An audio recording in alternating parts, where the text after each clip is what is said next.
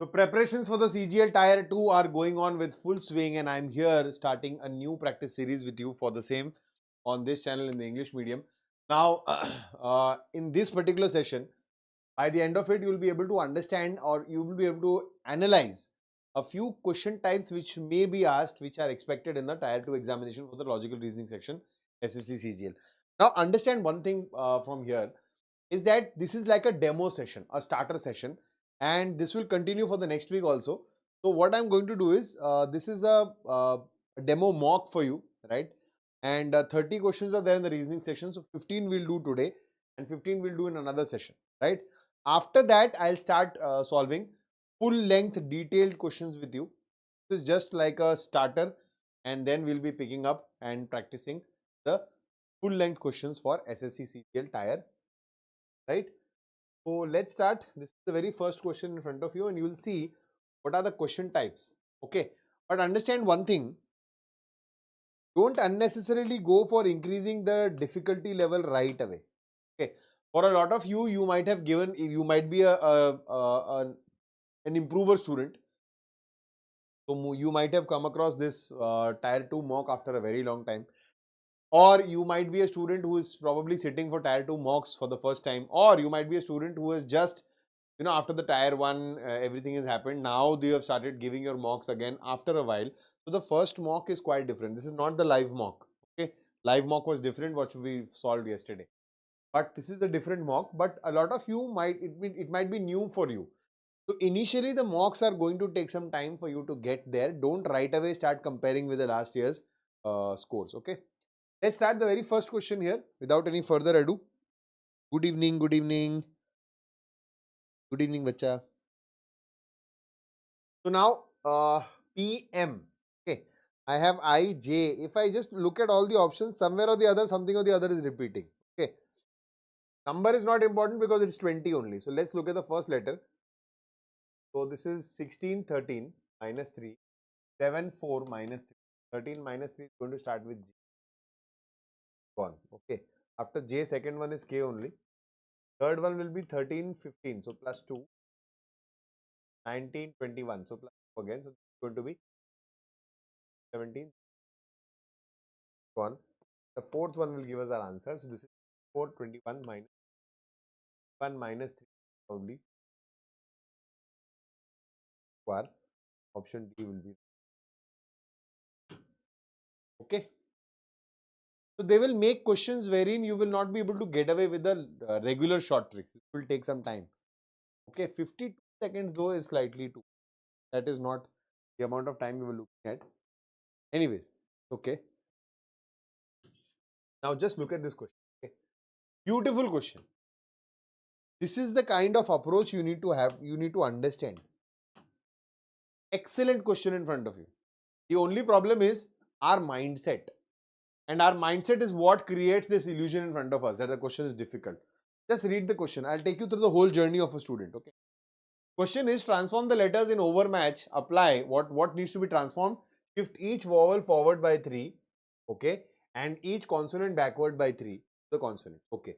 After transformation, how many letters lie between the third from the left and fourth from the right of the new? What are you thinking in your head? In your head, you are thinking that I need to probably check third from the left, this one, fourth from the right. So I need to check after changing between them how many letters are there in the English alphabet. That's what normally happens in these questions. Okay, that's what normally happens in these questions. But it mentioned anywhere in the question that you have to look in the English alphabet. Actually, question breathtakingly is actually asking you. It's actually very alarming. How many letters are between E and A? Okay, of course, you want to change it, you change it. Shift each vowel forward by 3. So you'll make this as 5 plus 3, 8, 1 plus 3. And what about these two consonants? So consonants also you'll make backward by 3. So 18 minus 3 is 15 and 13 minus 3 have these letters. But eventually they'll remain 3 only, no? You're not changing the order, you're not changing anything. So how many letters are there? There are 2 letters between. That's it. That's my answer. And technically, what would a lot of students think? That D minus H, so H minus D minus 1. Technically, this is what should have happened. So 8 minus 4 minus 1 would have given you the answer as 3. But if you see, to mark 3, you will not get your correct answer. 2 is the right answer. And even if you raise the report, it might not be corrected. Why? Because as per the question, you didn't have to go with the English alphabet. This is where things take a turn. Reasoning is all about being smart, observant, okay, and you know, knowledgeable enough to apply. Otherwise, everything is useless. How will wire be coded? Not be a problem here.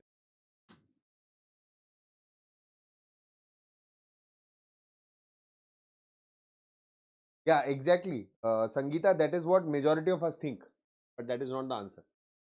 Long cable wire is this, a wire is white is this. How will wire be written?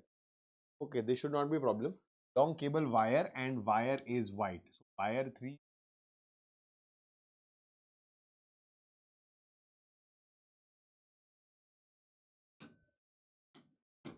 Not every question is going to be difficult. Next.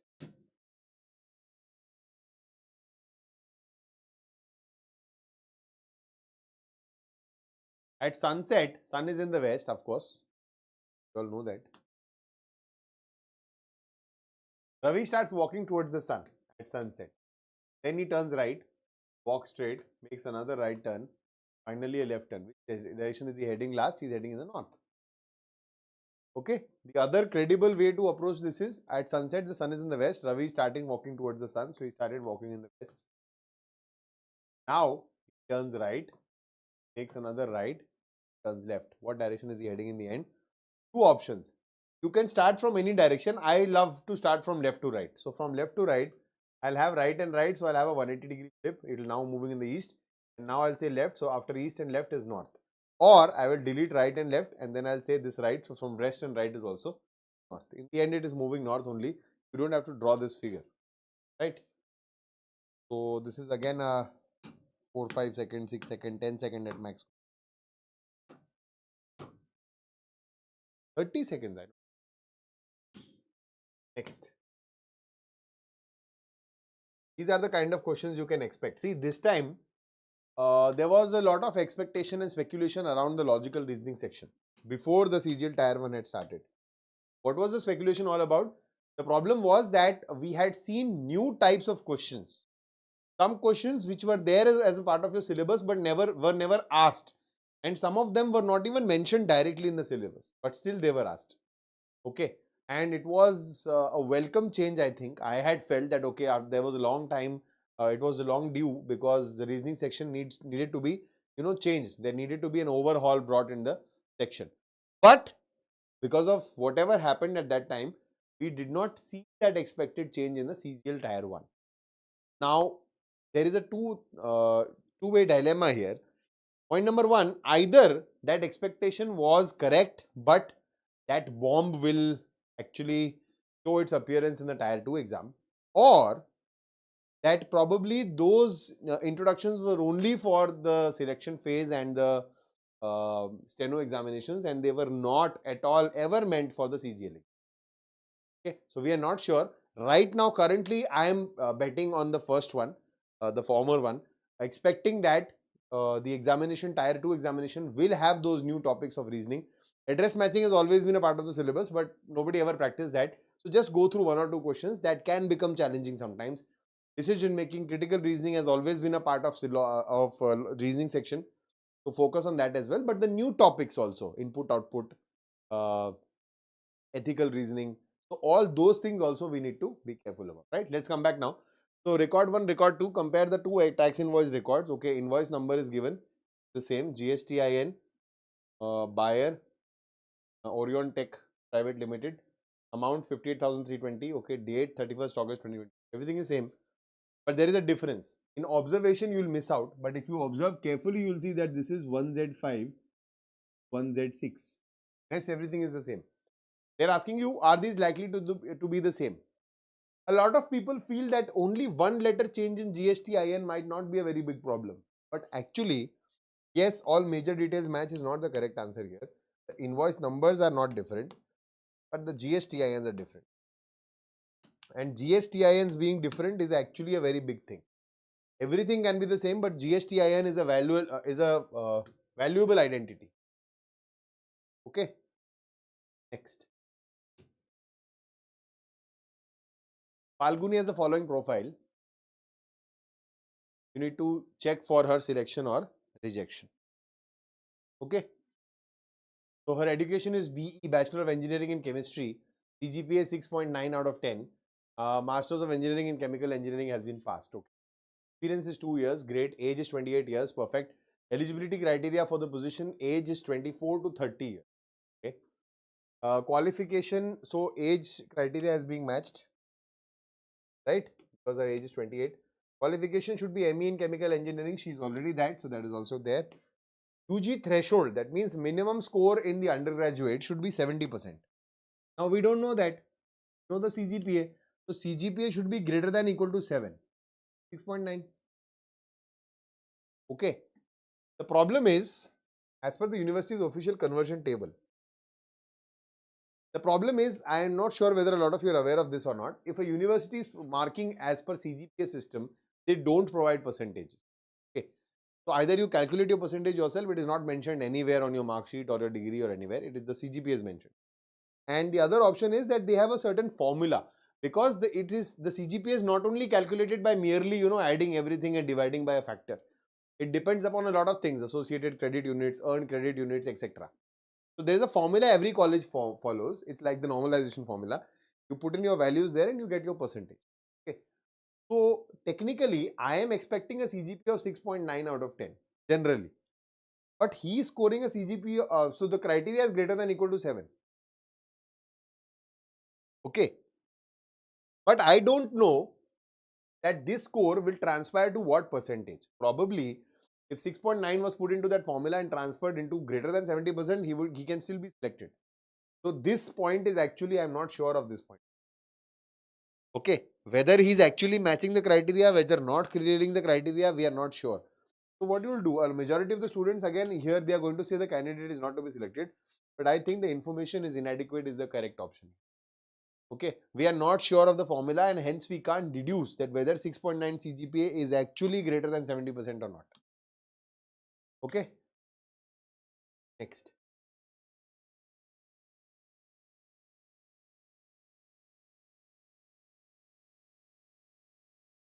Now this is another unique factor of input output based question.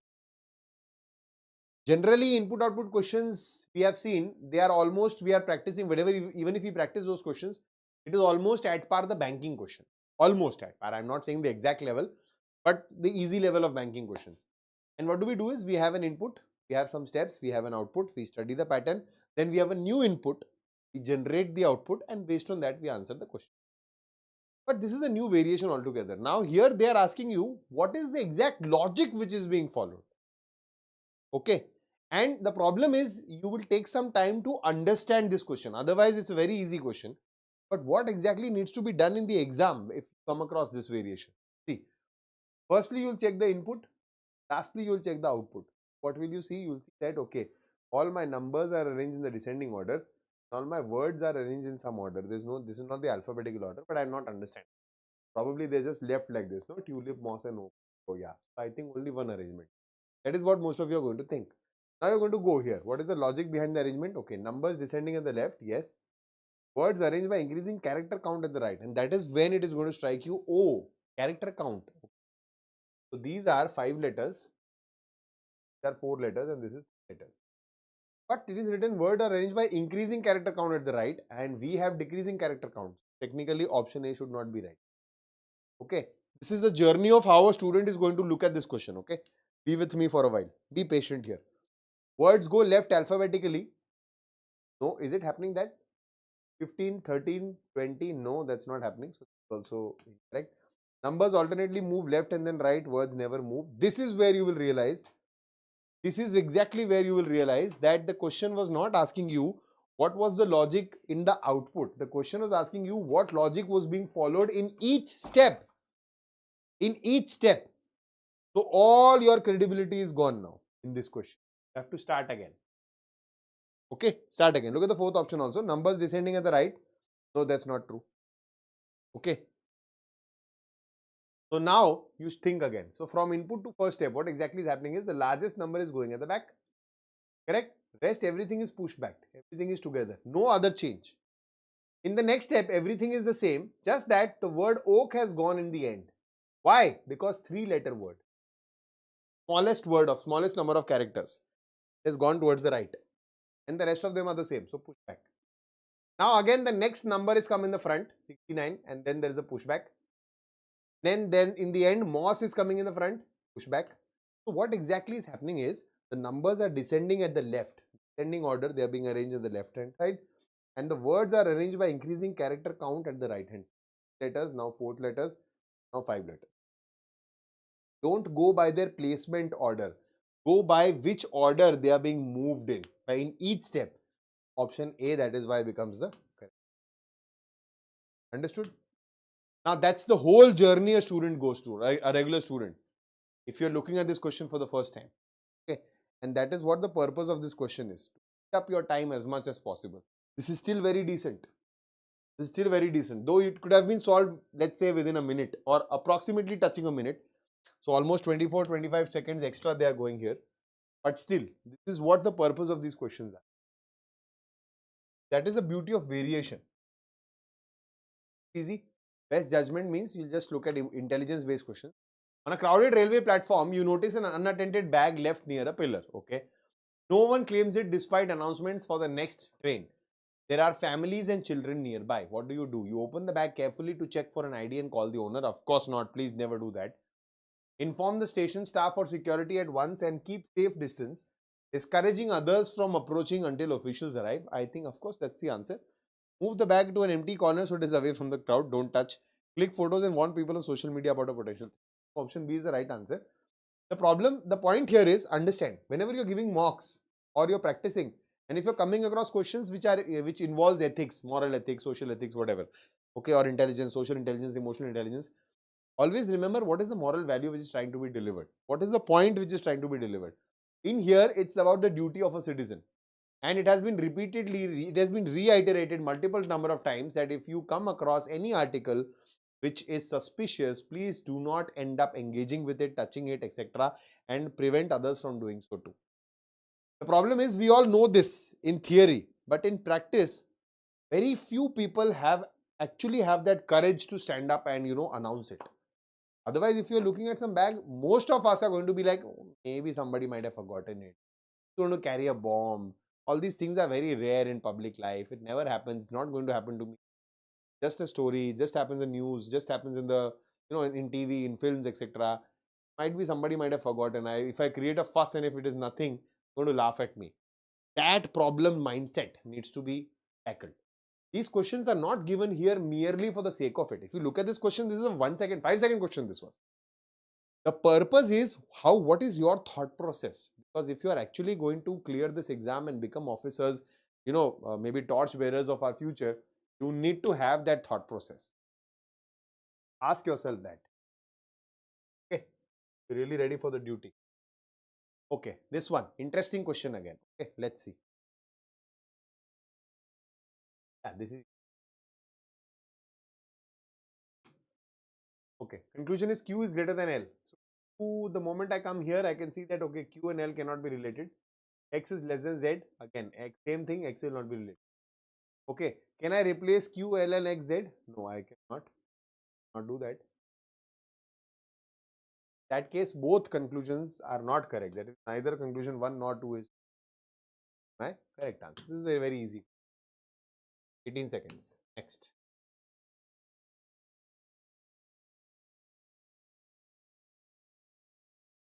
Now, I want to spend some time here with you on this particular question. This question actually troubles a lot of students. I don't know why. Okay, we need to discuss this. Ram Ram Ram Ram beta. Good evening, Avijit. Mains का batch लेना है बच्चा, आप olive board की website पे चले जाओ, है ना. आपको एक बार जनरली दिखा देता हूँ.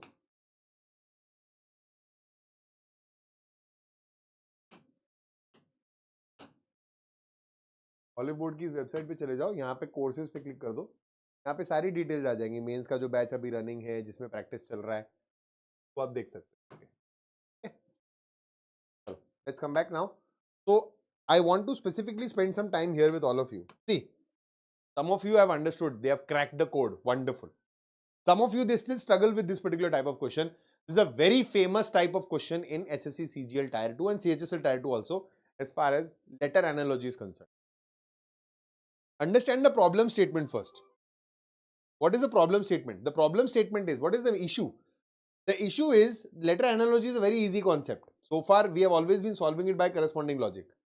The major problem here is that whenever you have data which is missing, it is always in sync. That is, one data is given completely to you for you to study and analyze, other data is missing. Here, partially both data are missing. So only partial information is given to you. Point number one. Problem number two is that the location of the data is also different. That means here the first entity is missing, here the fourth entity is missing. So from here to here, if I am adding something, from here to here, technically I'll have to subtract it to check. And that is where the whole game changes. That is where this becomes more confusing. And the actual approach, what the students follow, is that they end up solving each option one by one to get your answer. Just remember one approach. That's going to help you a lot. Might not work 100% of the times, but 90% of the times you're going to get through. You're going to save some time here. So pick your side, either the left side or the right side. Both of them work. Pick up one side where you have something which is common in most of the options. Either it is repeated everywhere or at least in 2-3 options. So I can see here in the right hand side, I can find only T here, the two places. What else? A here in the last two places. This is not a very credible thing. I can still use it. If nothing else was given, I would have picked this up. But in the left hand side, I get this one beautiful letter Z, Z, Z. Is 3 times in the last unit of the first word. So most probably, the chance that I will take. So the first one can be dash dash Z dash dash Y. Okay. Now I'll have to check what is happening exactly. Z and Y is just -1. Okay. Now it's just -1. So check it here now. So dash dash H technically should be dash dash H -1 will be what? G. Do I have a G here? Yes, I have a G. The last position. Now you will check for this option. That's it. This is what it will help you. It will help you identify which is that particular option which has the most priority of or most probability of becoming an answer. And if you check here, you will get your answer right away. GMZ and IPY, they are nothing but 7 plus 2 is 9, 13 plus 3 is 16 and Z minus 1 is Y. Similarly, if you check this RTH and WG, you will find the same logic here, plus 2 plus 3 minus 1. So option B will be. Approach it with this method always. Okay, whether from left to right or from right to. Cool.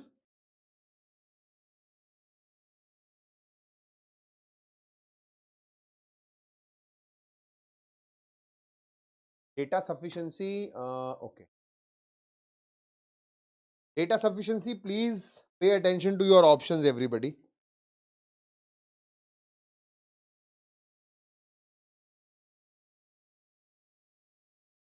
Okay. Please look at your options carefully. In a certain code language, she drives fast is coded as ta jne and the long drives is coded as pu jd. Okay. What is the code for the word she? Perfect. Okay. Not a problem. But before you read this now, read your statements. The statements say data in statement 1 alone. Okay. 2 alone. Okay. Both 1 and 2 together not sufficient. Both 1 and 2 together are sufficient. So this is a regular question only. Normal question. Okay. Check for 1 alone. First. So break the fast is coded as the tame. Now this is not a very direct question. You might have to spend some time here. See why? Why am I saying that? She drives fast. You are looking for the code of she. You have no options with you. So for she, what you need to do is you need to eliminate drives and fast. Correct? If I observe both these things, I get the code for drives. Please don't sit and find out. I'm just telling you, just can you do it? Yes, we can do it. I'll find the code of drives here. I will delete that from here. And from these two, I can find the code for right. Correct? That's what we're looking for. Statement 1 alone is sufficient. Now, the moment you get 1 alone is sufficient, because you have read the options, you know that you don't have to go further. A lot of you, I don't know why you still do that. You check the second option also. You still check the second option. Arey, why you've seen the options? When, in what case would you have to check the second option in this case? If one is true, second one will only be true when it is an either or case. Either or is there in the options? No. Second one cannot be true no matter what you are going to do here. 1 alone is true is the answer. 1 and 2 together will be true if both are incorrect individually. That is also not happening. Okay, 2 alone cannot be true. So my answer is only 1 alone is sufficient to answer the question. The option. Okay, is almost a minute to understand this little concept in the examination. So what the problem is, we don't practice data sufficiency and these topics sufficiently, and that is where it creates a gap. Okay, what is the difference between tier 1 and tier 2, specifically in logical reasoning? This is the difference. And I am telling you, if by additional practice, is also data sufficiency. Okay, if by additional practice you are able to save, let's say in the reasoning section you ended up saving 20 seconds or 30 seconds. Okay, and now you are at the quant section. You are using those questions in the quant section. Just imagine the kind of benefit it's going to make. You might just make one more question or two small questions, or let's say one more question, the quant section. Okay, that extra bonus question because you saved that time from the reasoning section. So you're still scoring the same marks, but you have scored one extra bonus point in the quant section. Now just imagine in tier 2, those marks are going to create a huge difference. That one correct question, 3 marks are going to, you're going to get, and it's going to create a huge difference in your rank. So every little point counts, guys. Who is the second youngest among A, E, I, O, U? Okay. Again, look at the options. So statement 1 alone, perfect. 2 alone, okay. Both together and both. So same only. Same set of options, not a problem. So A is immediately older than you. O is neither the oldest nor the youngest. Does this statement help us to understand who is the second youngest here at this position? No, AU can be here, can be here, can be here, anywhere. O can be in either of these 3 places, so I am not sure. Okay, that means this is not possible. Okay, and next one, E is older than A. Okay, E is older than A. U is younger than O. Younger than O. I is not older than E. That means I is also younger than. Is 2 alone also going to give you your answer? No, I don't think by this information you're going to get anything. But if you look at both of them together, do you get anything? So you will say that E is older than A. Okay, I can be anywhere here. O is older than U. O can be anywhere here on the top. Does that give me any information about anybody? No. Right? It still does not. That who is at the second position. So what is my answer? Both statements together are not sufficient to answer my. Okay. 90 seconds, 1.5 minutes. Why? Because you end up marking, you end up arranging it. Don't arrange the whole thing. You'll have to understand by reading whether it will go forward or not. Dictionary order, not very difficult.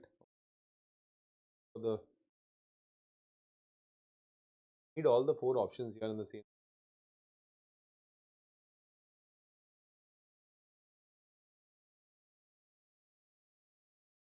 Okay.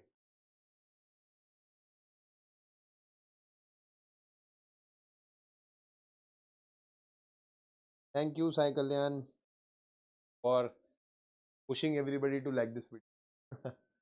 Doing my job, huh? I've almost stopped doing it now. Anyways, let's come back here. So the first position 4 and 1 only check for procession and prochronism. So this is E, this is 8 and this is 5. Obviously procession is coming first, so this is gone, this is gone. The next one is 1 and the third position is 2 and 6. So check for 2 and 6. proclivity and procrastinate. So PROC, 18, this is 12. Proclivity will come first, 6 will come first. So option C is the done.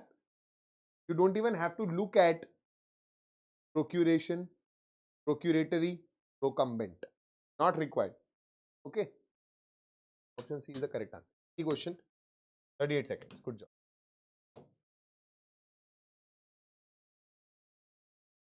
Oh, this one is very easy.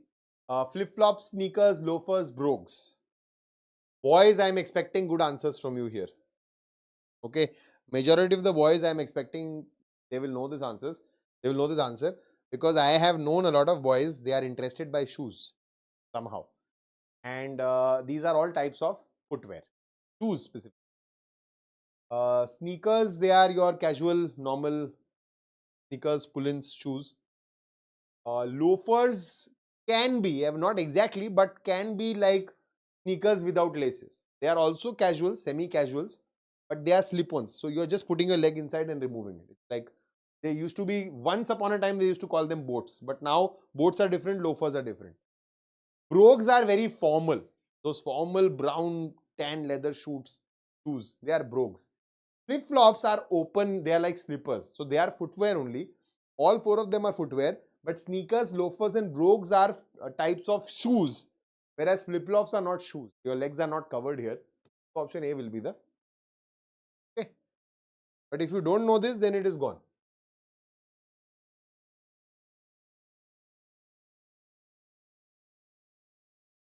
Last question for the session today.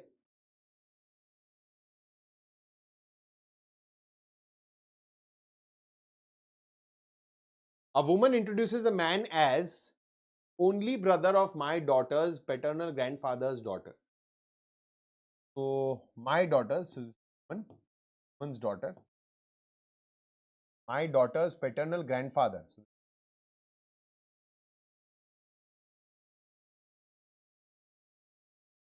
Father's daughter. So only brother of my daughter's paternal grandfather's daughter. Only brother. So this is the person, the man. Okay. How is the man related to the woman's father? Woman's father. Son-in-law. Cool. Then C, the correct. 50 seconds. Not bad. Not bad. It's okay. Right. So with that, we'll end the session here today. Small, crisp session. But my focus was more on explaining everything. I know you are already champions, you're masters, you don't need these explanations. But the focus point here initially is for me to build an understanding which is not only content based. You have to understand one point here. Please try to figure this out, that examinations, competitive examinations, you're spending your life in these exams. A lot of students end up spending 10 years, 12 years, 8 years, and after that they realize that, oh my God, what have I done? Where is my life now? How do I start? My friends and all, they have rushed and they are earning, something. Somebody is buying a house, somebody is buying a car, they are, moving in swanky places, and I'll have to start my life fresh because I have come out of that government zone. See, this is a harsh truth. Everybody is not going to get success. So you have to understand, where are you lacking? You're not lacking in content. There's plethora of content available everywhere. Anybody can just watch, learn, and sit for the examination. What is the difference? The difference lies in those little things. When you realize that it is not only your content, your knowledge, your skills, your fast calculation which is helping you to ace your examination, but it is your mindset. How level-minded you are, how calmly are you taking decisions while you're in the examination, how you're handling and tackling nervousness. Because no matter how much I tell you, no matter how much anybody teaches you, you're still bound to get nervous. And that nervousness can overpower any moment of time during the examination. You will botch it completely. There will be a topper who will score a very high score, and you probably had equal potential, if not more, but you will end up not getting any job. So that is where you need to, hit the iron when it's hot. So that is the mark which we are looking for. Try to understand from these little things that what is the journey of a student when they are coming across these questions. Try to observe your own journey, that when I give mocks, what exactly happens in my head when I'm looking at this question. When you're analyzing, don't just read and understand the solution. That is useless. If I just had to do that, that was just a useless session altogether. So you have to learn, you have to focus on the fact that where are you lacking emotionally for that question, for that understanding, and how do you build on that. That might give you the edge over the others. That might give you a head start over the others in the examinations. Thank you so much for joining live, guys. I'll take your leave now and I'll see you around in the next week. Till then, you guys take care. Bye bye. Namaskar. Jai Hind.